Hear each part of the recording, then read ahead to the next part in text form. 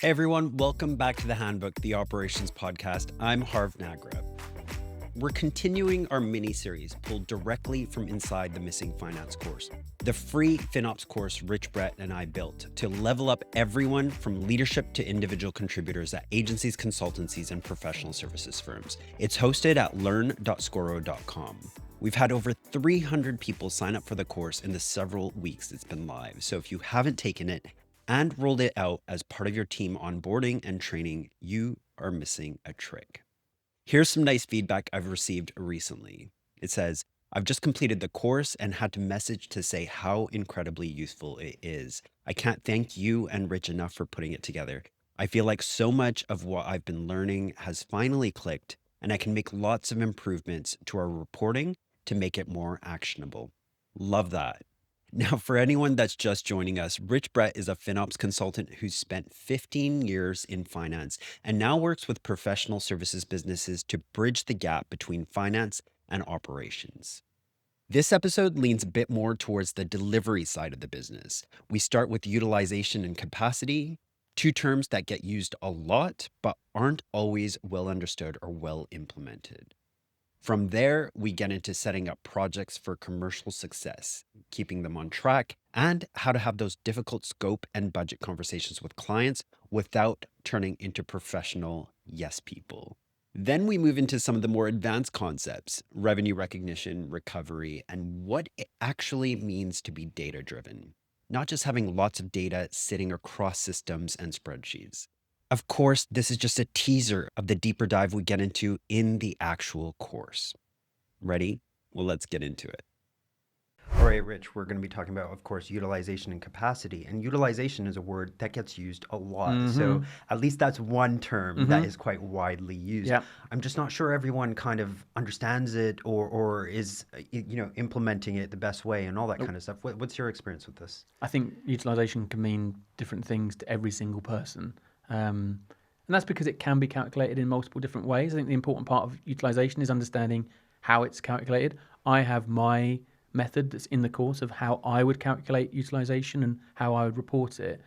But it's super important that everyone knows what their role to play in it is, what the categories mean, because if that's not clear, then the data you're going to get is not clear.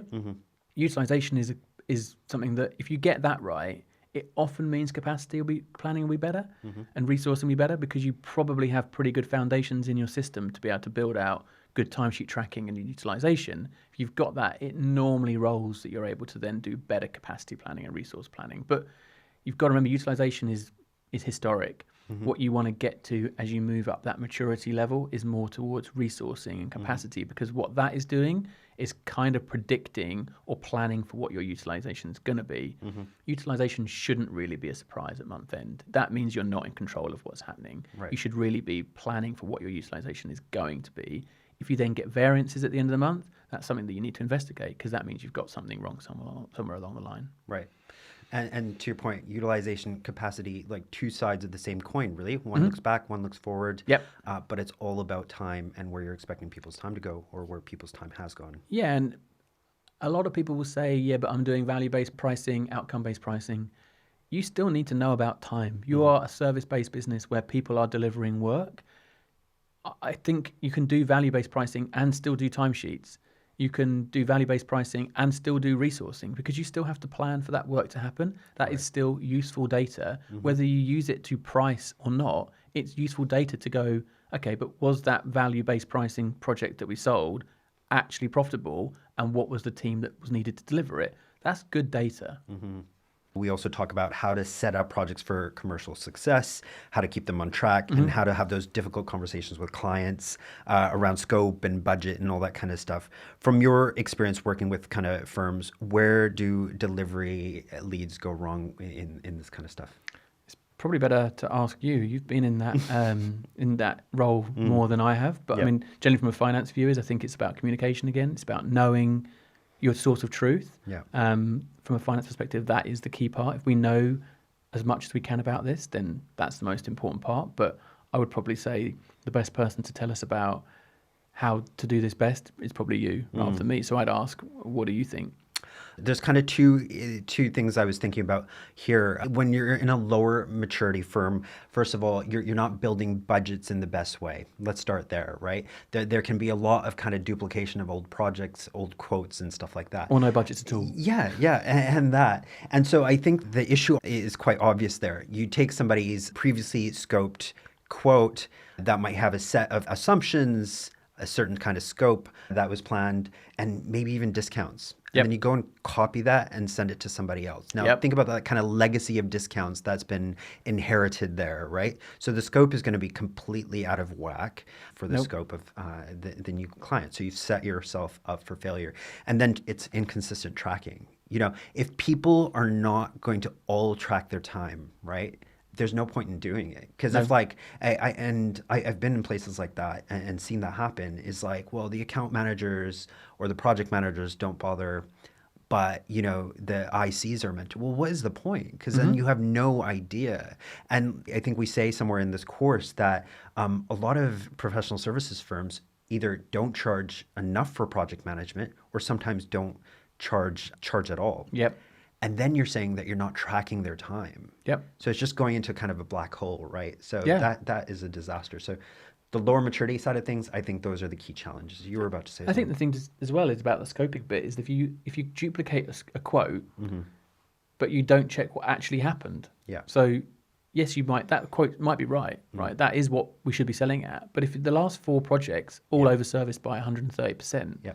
why are we even selling at that level? And I think that is part of the problem is Yeah. you've got to think, and that's again about being data driven, is it's okay to use a template, but we need to also make sure that that template is still accurate. You know, it might have, you know, with AI, is this now much quicker? Yeah. But we can still charge for it. Whereas 2 years ago, it did take this much time, but we may be able to service a little bit. It could be that those things are changing. Doesn't mean you should change the price. That's becoming more of a value-based piece. But I think, yeah, if you're not tracking this stuff correctly, we have to assume that any time that's not billable is you're not working on anything client-based. So therefore, if you're at 50% every month and that's all we can see, then being brutal about it, then we only need half a person. Yeah. And if I see 2 people in the same role at 50%, then I only need 1 person. Why are we paying 2 people? That is the commercial reality of businesses trying to make payroll, to make profit, is why do I need 3 people when the system shows me I only need 2? And that's where the job of FinOps is to go, yeah, but there's a different story here. You can't just take the data as is. And that is where it's very difficult for a finance person to say, or anyone in the business to say, no, we do need to keep these 3 people because if the data's not there, it's going to be really hard to convince someone that that's not the case. Yeah. And I think I've been in that situation and been like, yeah, but I know that we do need this person. Then why aren't we getting the time from them? Or why aren't we getting the data from them? Okay, it's because it's hard. Okay, then how can we make it easier for them to do that? And there are, you know, going on a tangent here, and there are different ways of tracking time that go beyond the kind of classic grid, right? So there's probably going to be a companion video to this where we can show some of that kind of stuff, but there's a lot of ways to track time that doesn't feel as laborious, and that can be as easy as just kind of plotting out what you did over the course of the day in your calendar and linking it to a task. So that is a really easy way for somebody to maybe do that who's not used to or are happy doing it in kind of the more traditional ways. I mean, I chased timesheets for 10 years. Yeah. And when I became an advisor, I had to start doing them. It's really easy. Yeah.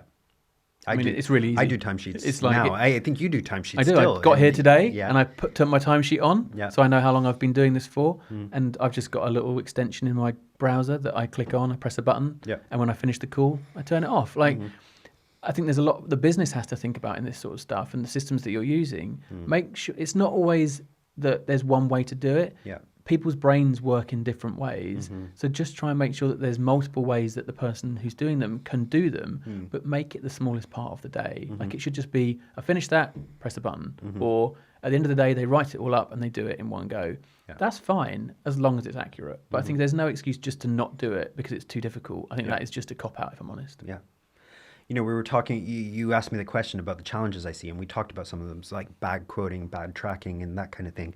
The other thing I think sometimes is still very prevalent, even in kind of a mid-maturity kind of business, is scope creep and client management. We want to be client-friendly, and sometimes, you know, no one takes the responsibility of training people often on how to manage those clients and have those conversations. Mm-hmm. And we end up becoming like very yes people. Yep.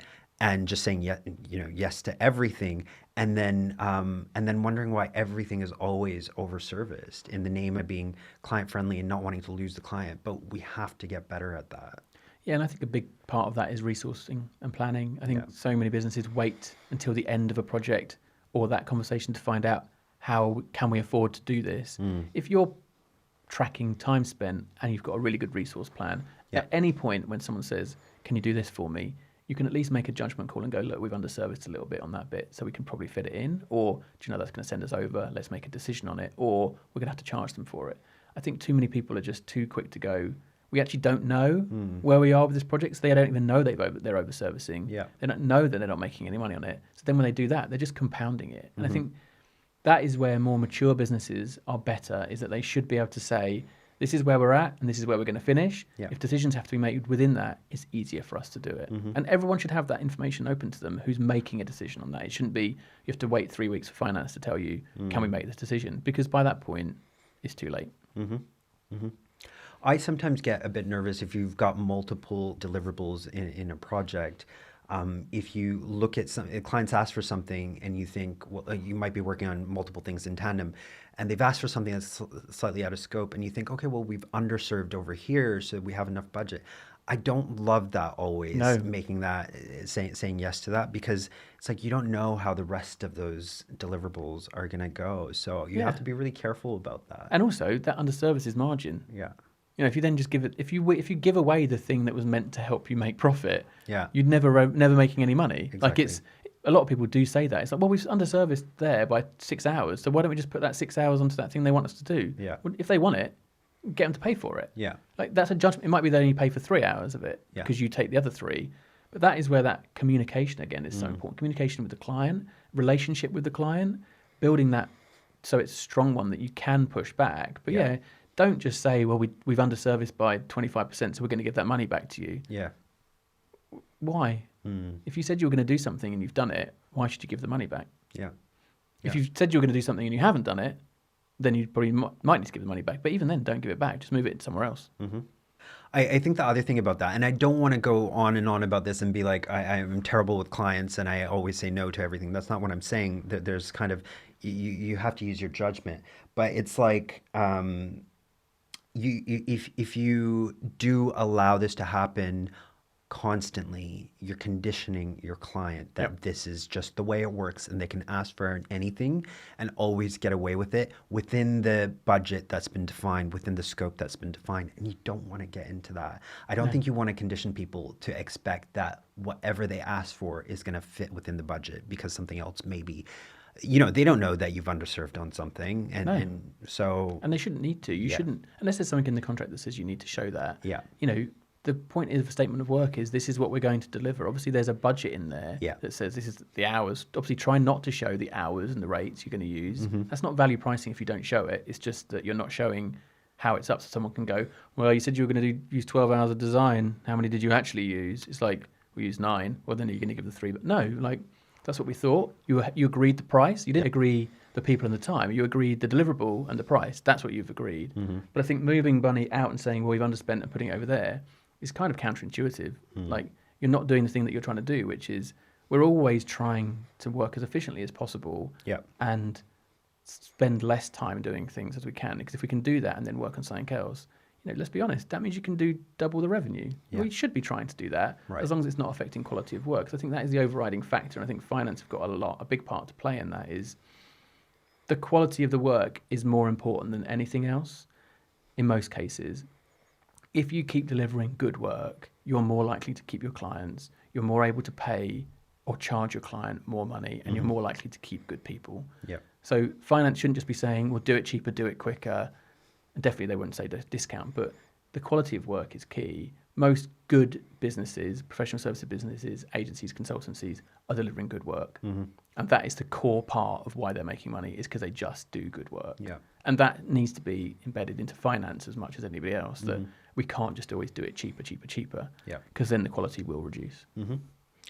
I think the last thing I want to discuss is something you said a few minutes ago about learning. I just think it's so important for us to emphasize that kind of repeating the same mistakes is not something you want to do. The fact that you have great templates, fantastic, right? It helps you deploy those quotes and those budgets really quickly and easily and customize them and all that kind of stuff. But if you're not learning from what's happening, are those always over-servicing? Are certain clients always over-servicing? Yeah. Are certain kinds of projects always over-servicing? Certain person always doing more Is work. certain person in your team, Yeah. right? And you have to learn from that. I have Yep. had clients in the past that are a pain, and they can be like 10 times as painful to work with than any other client. So then why do they get the budget that's the same, right? Yeah. And if they kind of choke at the price, then maybe it's not such a bad thing that they don't want to pay for that and you don't want to keep them on as client. They're not a good client for you, Yeah, right? that's again, it comes down to, for me, it's two things. One is relationship. You Yeah. know, if you're in an abusive relationship, then you just stop it, right? If that client is not helping you make money, Yeah. then you stop it. But if you've got a good relationship with that client and you can openly discuss it, that's about being a good partner to a client. And the second thing is that if you're going to, you know, make decisions that affect your numbers, you have to make them on an educated front. If you just suddenly got rid of all the clients you didn't like, you might have to get rid of 4 or 5 people. So you've just got to be a bit careful. And I think that's again where a good up-to-date understanding of where your business sits and what decisions you can make, and finance going, okay, look, what can we do to make this work, rather than just saying, we'll just get rid of them or just charge them more. We all know that that's not possible. Like, finance often have to have caveats saying, look, this is what we need, but I'm aware that it's not going to be as simple as that. Yeah. But this is what we need to try and achieve. How can we do it, rather than just go, you need to do it? Because that's not going to help anyone feel good about the numbers if all they just say is, well, finance told me to. Right. Because a creative agency or creative professional services business, if they just say, well, finance told me to, I'm fairly sure most of your clients would be pretty pissed off about it. Yeah. Let's get a little bit more sophisticated. Topics like revenue recognition, recovery, billable paid. These are concepts I think that even experienced business leaders get intimidated by. And I have to admit, like, I used to break out into a sweat when somebody said rev rec because I didn't know what it meant and it sounded complicated, right? What are we trying to help people understand through this? Can you talk us through that? I think that actually it's not as complicated as you think. A lot of revenue recognition principles are really quite simple, which is, what is the value of work that we have delivered? You know, in your business, you could just say, we're going to just decide to recognize it based on a percentage, that every project that is of certain value, we're going to do 40%, 40%, 20%. That is still a principle. It might not be perfect, but I think what you want to try and do is clarify, are we able to actually understand how much work has been delivered? That's going to be how you set up your systems. Have you got a quote that tells you what you sold, who you sold, and how much you sold it for? Have you got resourcing and timesheets that allow you to track against that quote? All revenue recognition is doing is just recording a number that you've delivered. I think it's quite easy to think that revenue recognition is a financial thing. It's not. Yeah. It is a number that is representing the delivery of the delivery team. So if the delivery team know what they've done, they're just applying a number against that. Like, that's actually not that hard. Most agencies, professional services, business, consultancies should know, what have we delivered to the client this month? We're just asking you to then put a number against it. Yeah. But I think that is where it becomes a thing of, well, we don't know how to do revenue recognition. Yeah, but you know what you sold and you know how much you've delivered. Yeah. So let's just take that as an approach. It's also referred to as percentage of work complete. So that's another way to look at it, which would help you understand that it's just about how much work have you done so far. Yeah. Maybe we're getting ahead of ourselves here, but why is it important to do this? Why does it matter?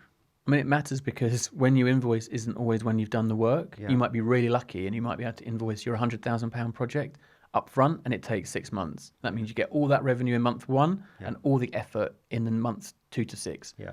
So your P&L is going to look brilliant in month 1 because you've got £100,000 in there. Yeah. The next 5 months is going to look terrible because all the work and costs and freelancers are going out over that period. So revenue recognition is about trying to align your P&L and your revenue to the work being delivered. That's time through timesheets and the cost of those people being your staff costs.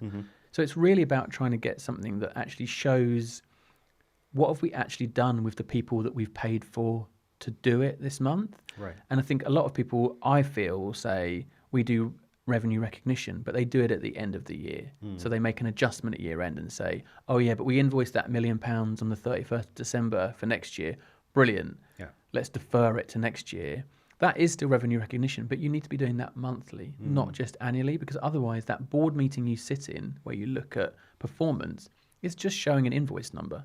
So therefore you can't really understand what you're actually doing and how well you performed. And if you try and match that revenue to timesheets or recovery, it's not going to mean anything. Even your EBIT percentage doesn't mean anything if you're looking at profit from invoicing rather than profit from revenue delivered. And I think if anyone listening to this right now is saying, okay, I'm already confused, don't worry. We haven't gotten to the course. We just got ahead of ourselves. So just bear with us. Once you start watching the stuff, you might need to watch it twice. Yeah, I forgot about that. But you'll get that, right? And even the term recovery, like that might be a new term to you, but it's really just about over-servicing, isn't it? It's just over-service or under-service. But I think why it's not necessarily called that is because that makes it more about delivery. Actually, recovery is about how many of the hours that we've done are we being paid for, or have we, if we've done more hours than we should have done, how many aren't we getting paid for? So that is under service or over service. But again, if you're comparing that against an invoice, it really doesn't mean anything because you might have invoiced up front or you might be invoicing at the back end of the project. When people say that we need to be data driven, that gets said, I say it, other people say it. I think we all walk away with a very different idea of what that means also, right? Because is utilization and resourcing being data driven? Like I suppose it could be, but so is RevRec and recovery and bill paid and all this kind of stuff. Does implementing this stuff, does that make your business data driven? I think data driven means that you have good data, it's reliable, and then you act on it. Like there are a lot of agencies who have a hell of a lot of data who'll say, oh, we're data driven, but they never look at that data. So therefore, what they're doing is doing loads of timesheets and then downloading the report from some system and then looking at it and going, oh, okay. But is that data driven? No. Data driven is looking at that data going, does it make sense? Is there ways we can be more accurate? But also the main thing about being data driven is moving forwards. It's like taking that data and going, but what can we do about it? Like, how can we be better at what we do? So I think this will help you understand how important data is. But actually, the real benefit of the course is that actually it will help you understand what to do with that data and how it can actually help you improve how your business is run. Right. I think it is quite a milestone for a professional services business to even be generating good data, right? Because in the beginning, in a lower maturity kind of state, it's a bit chaotic. It's very patchy. People are using kind of tracking things in very different ways, if at all. So I think there is, it's good to pat yourself on the back if you've got to the point where you are generating that good data. But to your point, you have to then start doing something with it. Yeah. And also being able to look forward rather than just looking backwards in the rear view. And that's the thing that you see at the lower maturity levels is that a lot of people are looking at data that is historic and saying, well, what happened? My view is that as you get bigger and you grow, actually you need to take that data and go, we knew that was going to be the data, but what we're trying to do is say, how can we influence the data that we're going to see this time next month? That's when you know you're getting to a really good point because actually you see something and go, that doesn't look right. And you can then go in another system and go, I can see why that doesn't look right. I think that is when you really realize this company is working really well because things that don't look right probably aren't, or at least you can explain them. And that's, I think, being data driven as well. Excellent. I've gone through this material in preparation of the course, and I have to Poor say, you. I have genuinely learned a lot, and things that I was nervous about or kind of not confident around, I have a grasp of it. So That's I hope good to hear. It works. Yeah, I hope anybody watching this will feel the same way. And watch it twice if you need to. Yeah. But you'll get it. It's really, really valuable content. So that's episode 3 of this mini-series from Inside the Missing Finance course. A couple of things stood out for me listening back. I like the moment where Rich points out that utilization shouldn't be a surprise at the end of the month. If it is, that's a sign that something is out of control. I also think the explainer on RevRec is worth remembering. It's not a huge finance exercise and hard to understand. It just means putting a number against the work the delivery team already knows is done. These terms like RevRec, recovery, billable paid used to make me sweat a little when I heard them. It sounded complicated. I used to get intimidated around the numbers, and no one had taken the time to explain this stuff to me patiently. In creating this course, I've got over that fear, and I'm confident it'll help you and your team as well.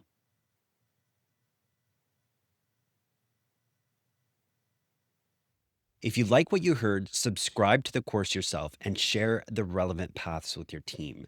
There's a path for leadership, a path for delivery, and a path for your individual contributors as well. It's free. You can track your progress. There's quizzes to reinforce your learning, and you get a Rich Brett certified certificate at the end. Get started at learn.scoro.com. And if this episode has you thinking about utilization, RevRec, or generally profitability in your own business, and you want one-on-one help getting it under control, Rich Brett is the person to speak to. He's seen every version of these problems at agencies and consultancies of a huge range, and he knows how to fix these issues.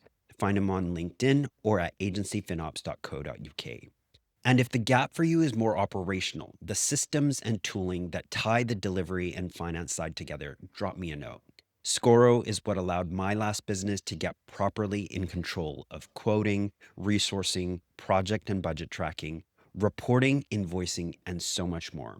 I'm happy to tell you more about my experiences and how transformative moving to this platform was for us. Find me on LinkedIn. I'm Harv Nagra. That's it for me this week. I'll be back with the next episode soon. Thanks so much for being here. This podcast is brought to you by Scoro, a platform designed for agencies and consultancies, which allows you to manage your projects, finances, and resources, all from one system. This is a platform I brought in at a previous workplace, which completely transformed the way we worked, and which I've recommended to clients of my own. You can sign up for a free trial on Scoro.com. That's SCORO.com. Or reach out to me, Harv Nagra, on LinkedIn if you'd like to hear about some of my experiences.